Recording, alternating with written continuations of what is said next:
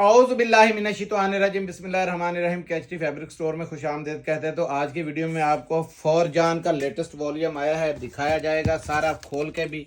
और उसके साथ वर्दा बिन सईद का आया है, किशा एम्ब्रॉयडर्ड आया हुआ है, अल करम आया हुआ है, बुनेंजा आया हुआ है। अभी आपको खोल के दिखाएंगे।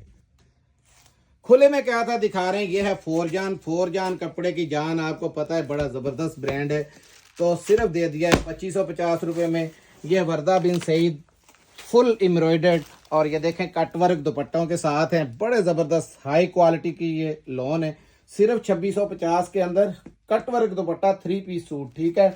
इसके बाद हमने दिखाया है अल करम।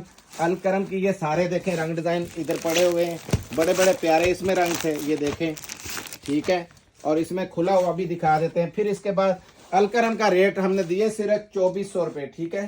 2400 रुपये उसका रेट दिया। ये किशा आ गया फुल एम्ब्रॉयडर्ड, फुल देखें, फ्रंट भी एम्ब्रॉयडर्ड, स्लीव भी एम्ब्रॉयडर्ड और बैक भी एम्ब्रॉयडर्ड, और शॉल इतनी बड़ी है कि आप सोचते रह जाएं। ऑर्डर देने के लिए 0302 77046 0302 730046 केएचटी फैब्रिक स्टोर मियां जनू। अस्सलाम वालेकुम।